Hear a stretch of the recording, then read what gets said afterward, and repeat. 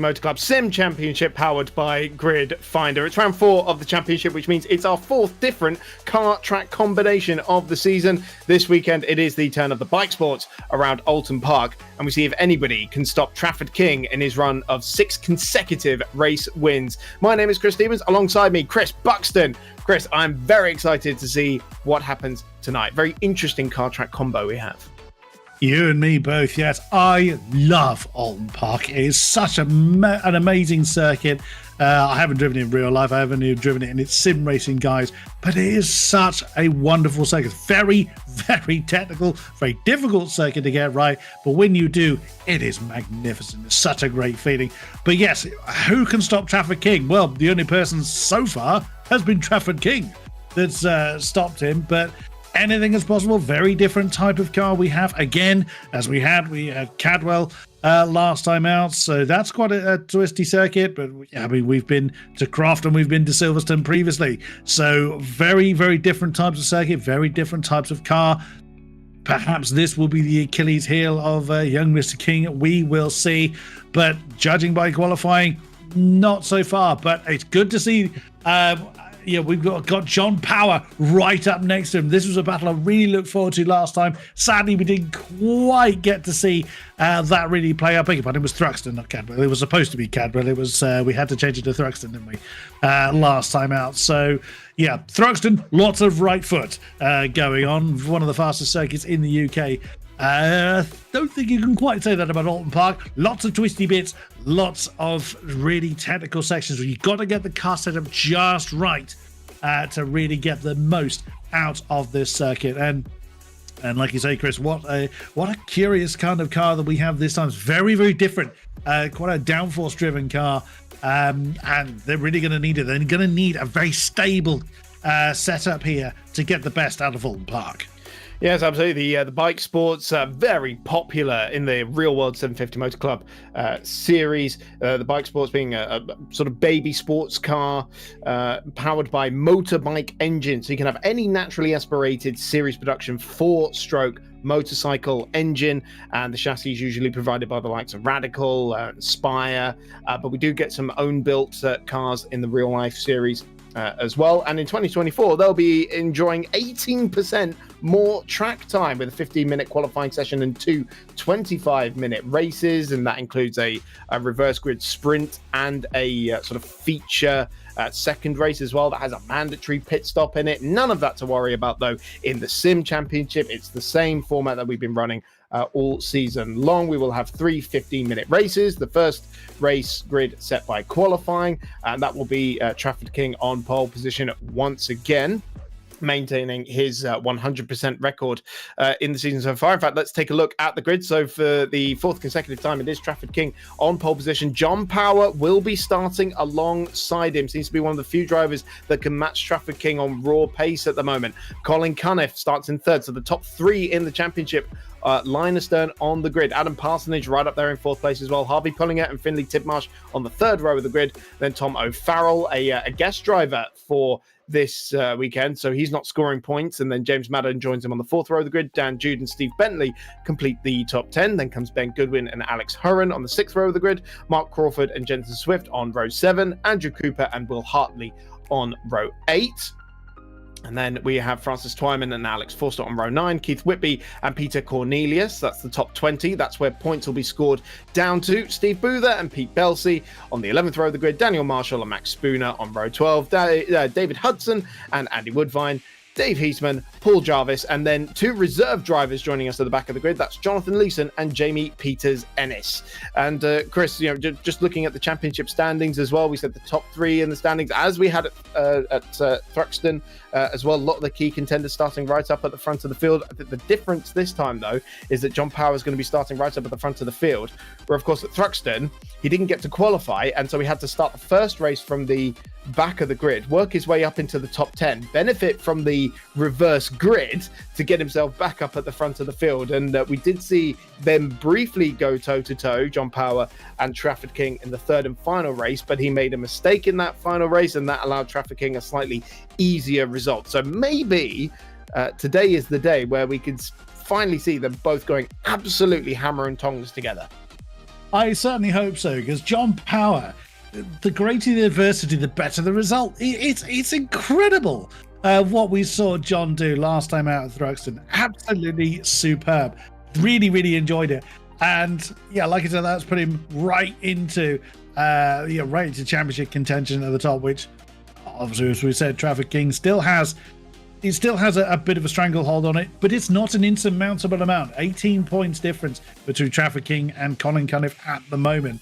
And that is mainly down to consistency from those that are chasing the DH Racing Traffic King at the moment. Colin Cunniff has been on the podium numerous times throughout the season. John Power also has a win to his name, as does Colin Cunniff, the only two drivers other than Traffic King to get wins in this series.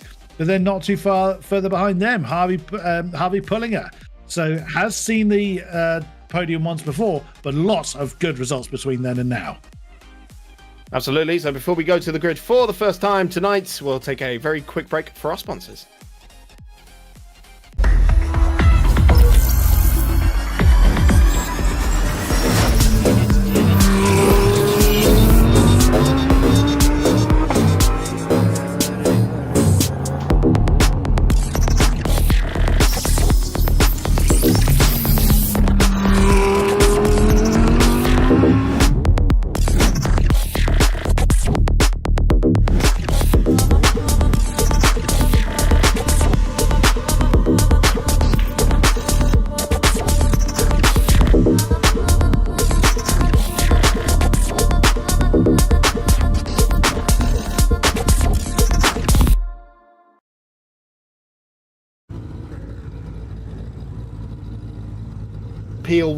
Pedal and wheel combo where £500 is the top prize that the guys are fighting for in this championship. Currently it would go the way of Traffic King as he leads the point standings by 18, almost a full win's worth going into this first race of the night. We see him in the green and white car, John Power in the yellow and white car alongside him. All the lights are on. We're about to get underway for round 4 of the 750 Motor Club Sim Championship powered by Gridfinder. It's a very nice start by Traffic King from pole position. John Power looks to the inside but has his nose chopped off at Old Hall Corner for the first time. A couple of cars having to take to the grass on the exit, and one car went spinning on the exit, and a few not quite making it through unscathed as the sparks fly from underneath the radicals as they make their way through Cascades for the first time. But crucially, it is Traffic King, the pole sitter, away very well. John Power and Connor Cunniff in the purple car close behind. Wow, it's a storming start from those at top. That's very deep from Adam Parsonage coming into Shelley's corner. Has he left the door open? No, not quite. He's decided to take a high line. He's flirting with the grass by doing that, but Power on the heels of Traffic King with Colin Cunniff in hot pursuit. A little bit further back, Max Spooner with the Peter Belsey right ahead of him. A little bit of a gap, as you can see, between themselves and Crawford just working their way through what is the Britain chicane. You want to straight line that as much as you can, but those bollards are absolutely lethal. As that Steve Bentley that has come to grief. That's just after the Britain chicane indeed. So whether there was contact we didn't see, he's now got himself going again, but now some distance behind. Leaders making their way through Drurid's Corner for the first time, and Traffic King, his advantage already a full second as he makes his way under the Warwick Bridge for the first time and towards Lodge Corner. Remember, it's 3 15-minute encounters as we look at Finley Tidmarsh here, looking at the back of Adam Parsonage, who had that wide moment going into the very steeply banked hairpin earlier on in the lap, but he wasn't able to take advantage of it in that all-yellow car, tracing the green and yellow car of Adam Parsonage in front of him through Old Hall Corner for the second time of asking. So no changes in the top 4. But Finley Tidmarsh was able to make up a place on that first lap. He started 6th. He's now in 5th.